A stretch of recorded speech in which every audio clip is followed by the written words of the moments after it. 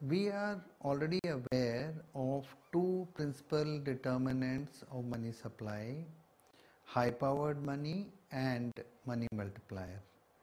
The money multiplier framework postulates a relationship between ordinary money supply M and high powered money H.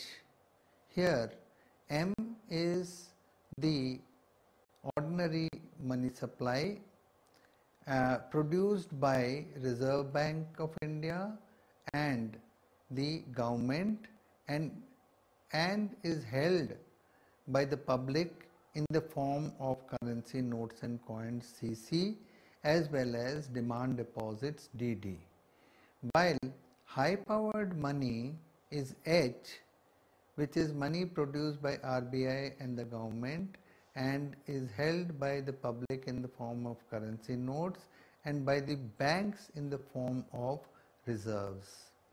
It is sometimes called the monetary base. It includes all cash, even vault cash at commercial banks, which are redeemable in cash. These assets are called reserves because commercial banks hold them to honor checking account withdrawals during times when withdrawals exceed new deposits. New loans are also made out of reserves in the sense that a bank with no reserves would have no funds to loan out. High powered money is important because it represents net wealth to the private sector. In contrast, checking account money, called demand deposits, represent an asset to the owner of the checking account but represent a liability from the perspective of the bank, which owes that money to a customer on demand, and therefore they are known as demand deposits. The liability cancels out with the asset, leaving a net effect of zero on the net wealth of the private sector. Commercial bank deposits at the central bank represent a liability to the central bank.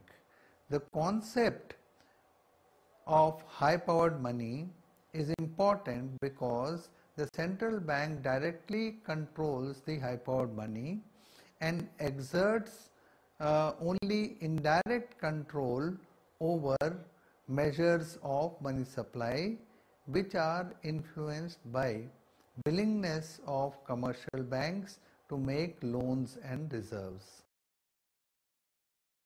After studying this module, we shall be able to know the proximate determinants of the money multiplier, learn about the effects of changes in each of these determinants on the money multiplier, identify the ultimate determinants of the proximate determinants, evaluate the impact of these determinants on the money supply, and analyze the behavior of the proximate and ultimate determinants of the money multiplier in India. The behavioral relation of the money supply equation is M is equal to MCRT into H, where M is equal to ordinary money and H is equal to high powered money. C is equal to currency deposit ratio, T is term deposit ratio, and R is equal to reserve deposit ratio.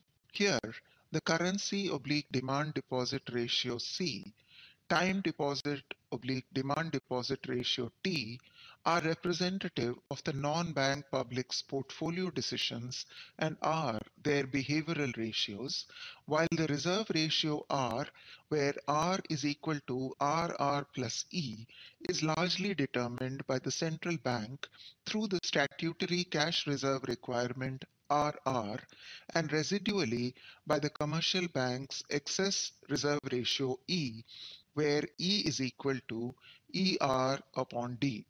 Thus, R represents in part the bank's portfolio decision. The money multiplier theory thus decomposes all changes in the money supply M into two broad heads, changes in M and changes in H, but the changes in money multiplier are multi-layered.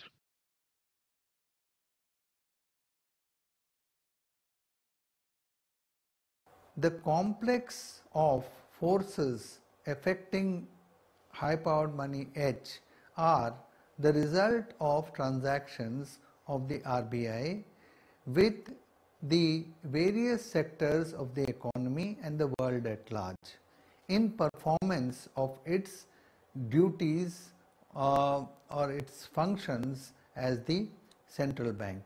Thus, the central bank acts as a banker to the government, as a lender of last resort, or as a banker to other commercial banks and cooperative banks, and as the ultimate custodian of the country's foreign exchange reserves.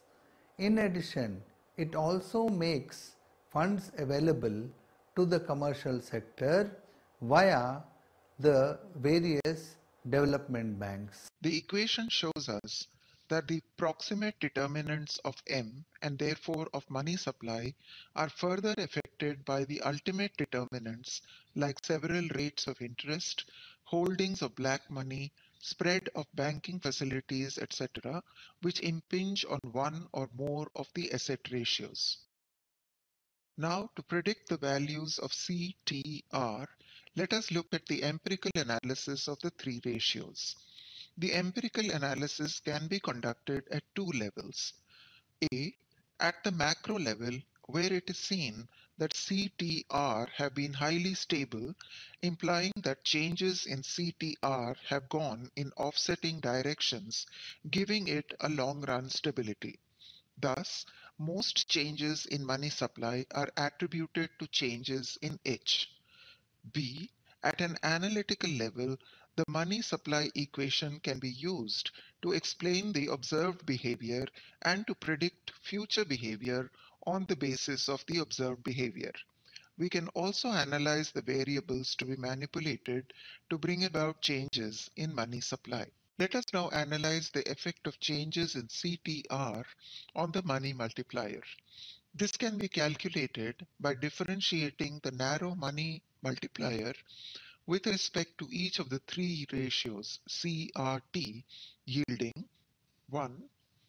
Delta M1 upon delta C is equal to minus 1 minus R1 plus T divided by C plus R into 1 plus T whole square is less than 0 for R1 plus T is less than 1. 2. Delta M1 upon delta C is equal to minus R into 1 plus C by C plus R 1 plus T whole square is less than 0. That is, as T increases, narrow money multiplier decreases and hence narrow money also decreases.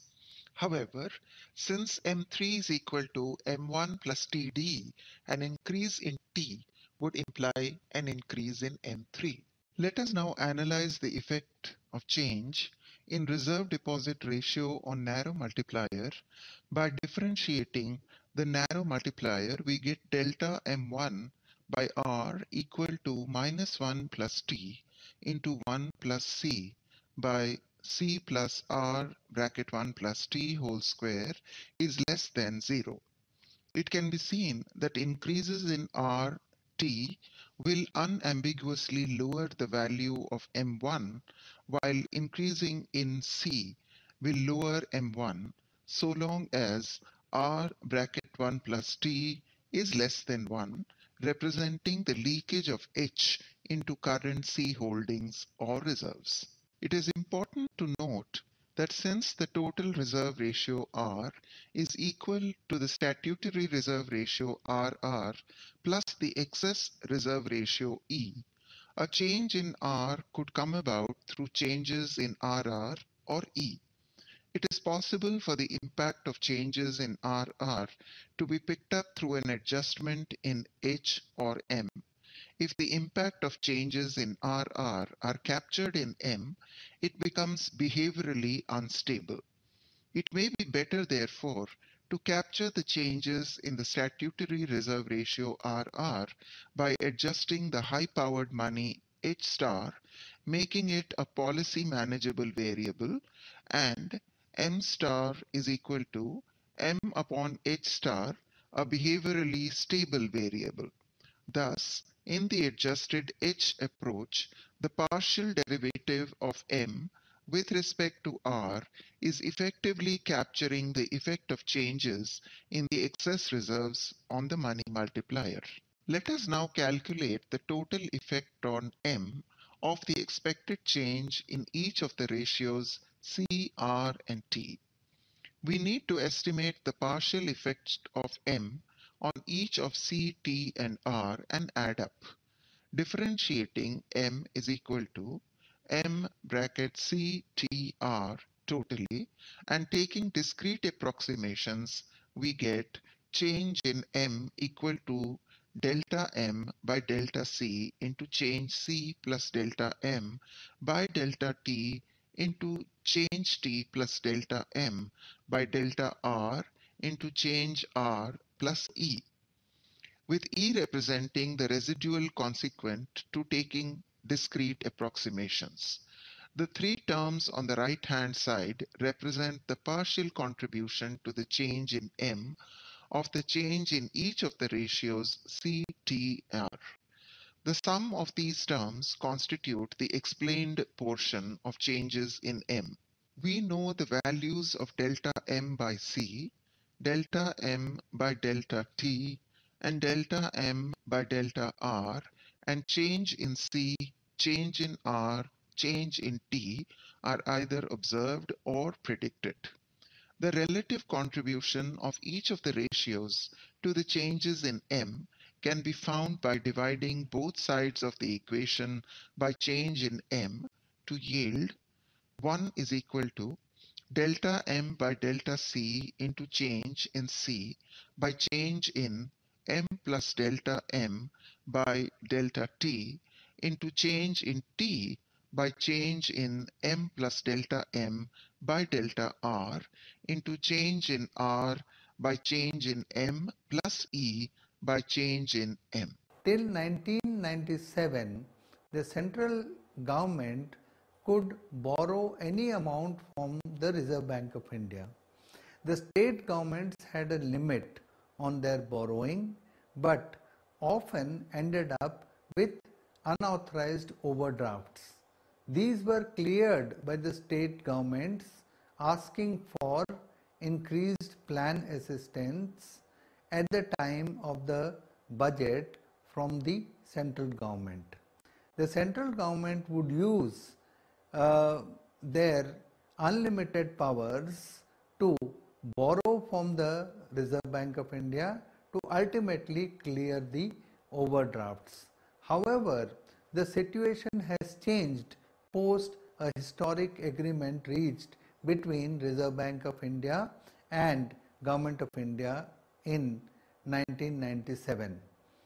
The issue of ad hoc treasury bills by the government was discontinued and was replaced by what is called ways and means advances to the central government. There was also a limit on the amount that could be borrowed by the government from RBI through the issue of treasury bills. The central and state governments keep their deposits in an interest-free account with the Reserve Bank of India. These deposits are subtracted from the gross RBC to the government to get net RBC to the government. This is a rough figure for gross deficit financing of the government or monetization of the public debt, and is very important as a determinant of the changes in high-powered money H. Of the three proximate determinants of the money multiplier, the ratio C upon DD occupies a pivotal position. The C upon DD ratio conveys the choice of the public between the two components of narrow money, which has important consequences for the money supply analysis. For the higher the C upon DD ratio, the greater the leakage of high-powered money, and therefore the smaller is the secondary expansion of money supply.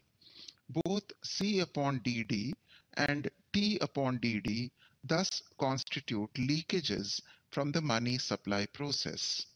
Currency demand deposit ratio could be divided into the scale variable income, the opportunity cost variable rate of interest, and structural variables spread of banking facilities black money. Net monetary liabilities of Reserve Bank of India. The net RBC to various sectors discussed are financed by RBI partly by creating its monetary liabilities RBM and partly by its net non-monetary liabilities NNML. The larger these non-monetary resources of RBI, the less it has to depend on the creation of new H, that is high-powered money, to finance its credit to various sectors. Hence, this factor enters the equation of factors affecting RBM with a negative sign.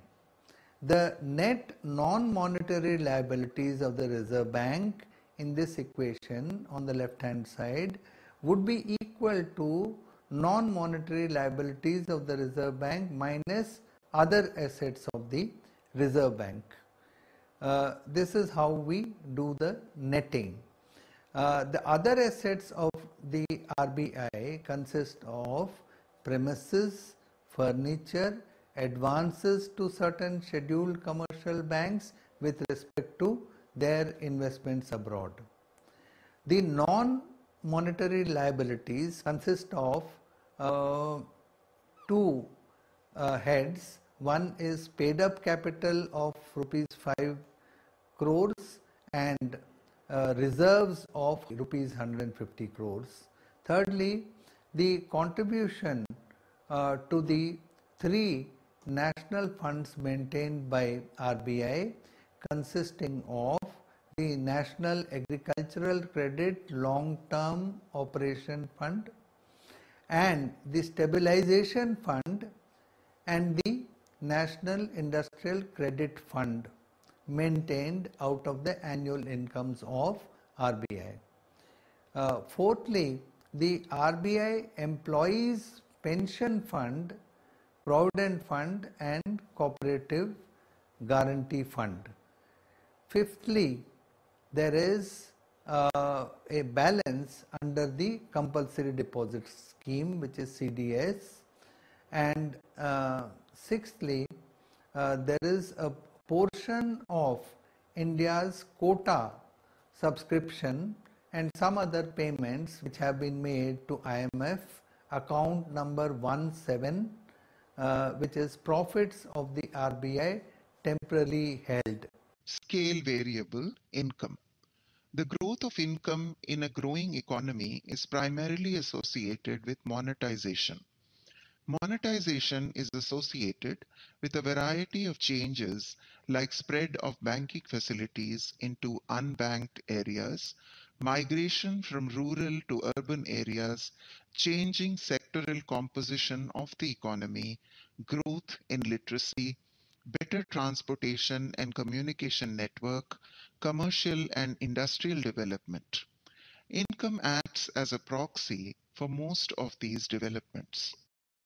However, since both the demand for currency as well as the demand for demand deposits tend to increase with increases in income, a declining C upon DD ratio indicates that the income elasticity of currency demand is less than that of demand deposits.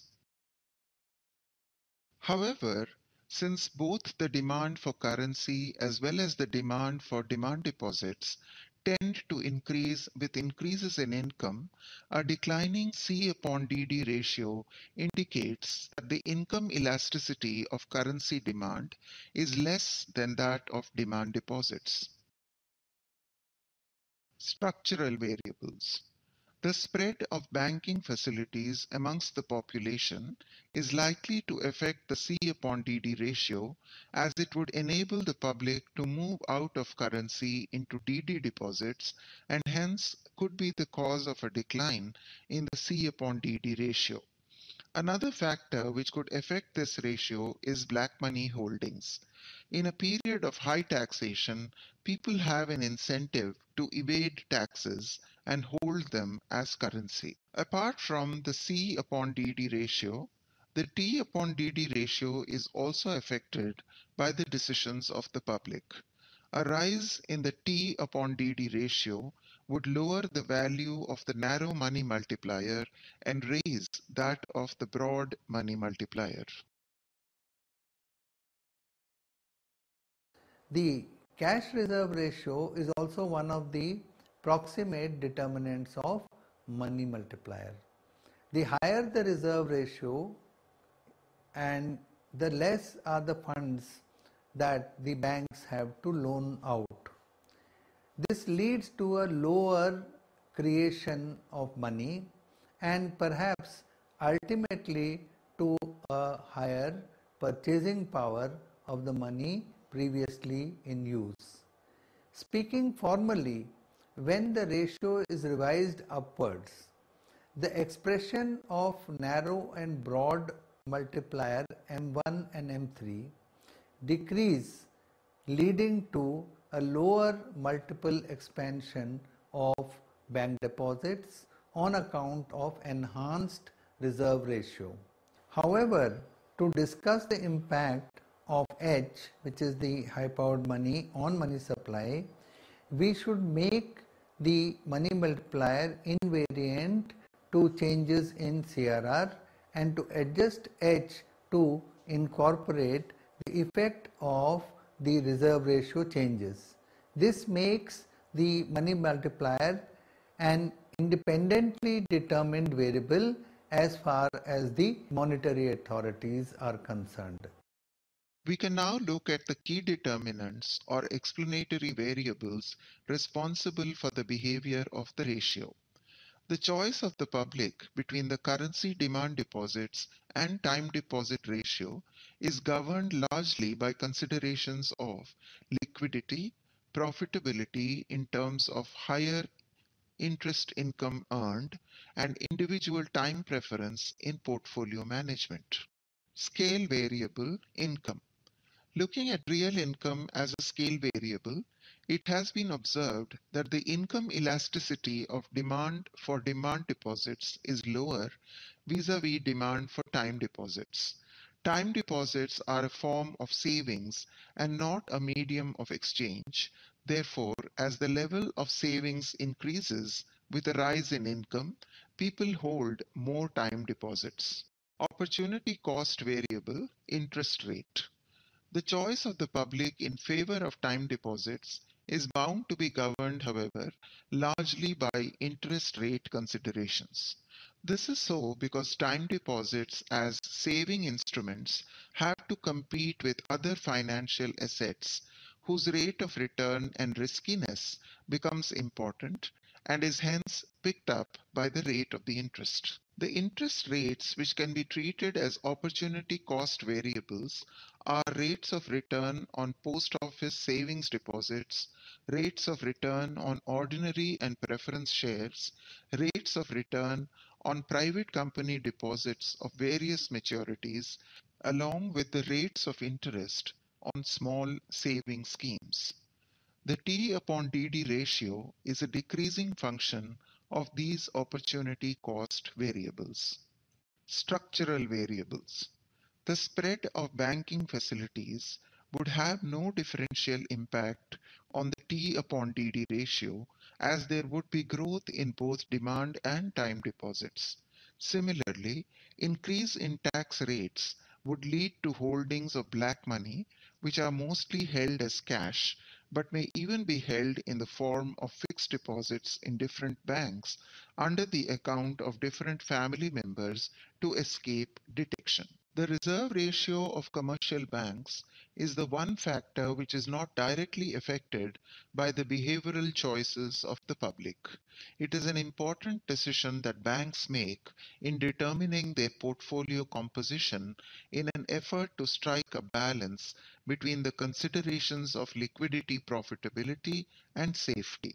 The basic choice is between cash and non-cash assets or earning assets. The portfolio composition is affected by legal restrictions as well as by institutional changes.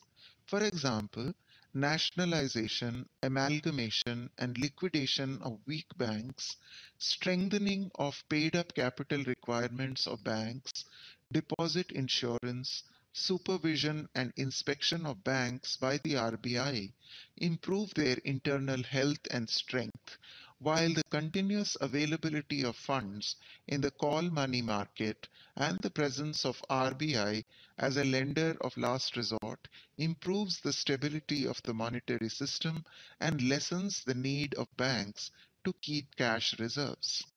The R upon D ratio is composed of two ratios, the RR upon D ratio and the ER upon D ratio. The RR upon D is due to the imposition of the statutory cash reserve requirement imposed by the monetary authorities on the banks to be kept as a proportion of their demand and time liabilities as balances with the RBI. The residual reserves or excess reserve ratio ER upon D are held either as cash in hand or as balances with the RBI. It is these reserves which the banks as a whole use to meet their currency drains as well as clearing drains. These drains on the reserves of the banks arise if there is a big enough shift in the asset preferences of the public from bank deposits to currency, or due to drains of cash from one bank to other banks within the system. The CRR is a monetary tool which is often levied as an average percentage of the demand for time and demand liabilities of a bank over a fortnight, as well as an incremental CRR which is levied on the increment to the demand and time liabilities after a base date. When the average or of the incremental CRR is raised or lowered, bank reserves are absorbed or released, or as a part of H, which is the high powered money, it is not available for deposit creation compared to the base period, and hence H has to be adjusted. The adjusted H increases or decreases as less or more reserves are available for deposit creation. Scale variable total deposits. The scale variable which affects the reserve ratio in the case of banks would be its net demand and time liabilities, which can be represented by the bank's demand and time deposits. Since the reserve ratio is a proportion of these deposits, an increase in these deposits would have a positive impact on the reserve ratio. Opportunity cost variable interest rates. These represent the cost of holding cash by the banks. Since the banks could have made loans and advances, the interest on these is one such opportunity cost. Similarly, the marginal cost of borrowed funds by the banks can be the bank rate, which the banks have to pay to the RBI, or the call money rate, which is the cost of borrowing from or lending in the call money market. Structural variable. Institutional improvements in the banking system reduce the liquidity requirements of banks and strengthen the banking system through weeding out of weak units. Deposit insurance and nationalization have increased the faith in the banking system. An enlarged interbank call money market and easier access to the RBI for loans also obviates the need to keep ER by banks.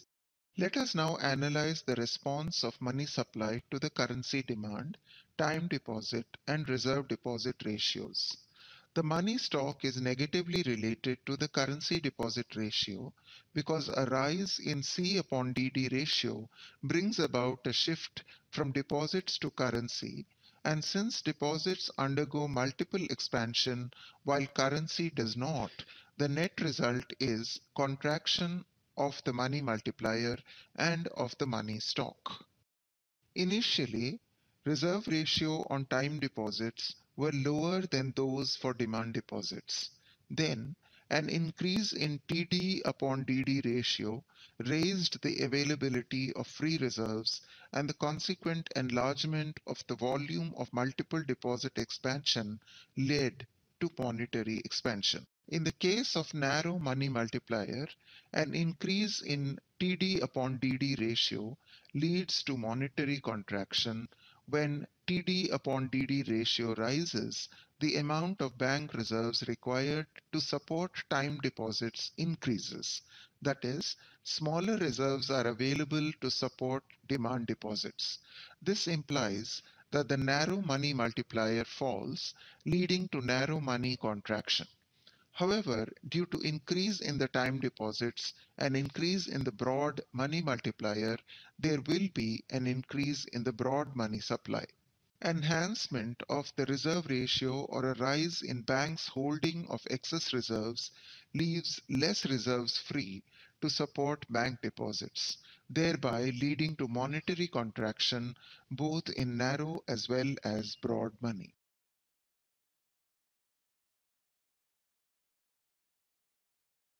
There are two additional assumptions we need to relax. One, banks hold excess reserves over and above the amount required as a part of CRR requirements of the RBI. When the banks hold desired excess reserves and do not lend them, then they create no deposits and hence no increase in the money supply takes place. That is, the desired excess reserve in the banking system are an idle component of the reserves are, and that are not being used to support any deposits, and therefore such reserves should be subtracted from the reserve money and focus should be on the amount actually supporting the money supply. Secondly, banks can borrow from the Reserve Bank of India in the form of discretionary finance or discount loans. This augments their capacity for deposit creation because the banks do not have to keep any amount aside as a required reserve and can lend the entire amount. This discretionary finance to banks should be added to the stock of reserve money.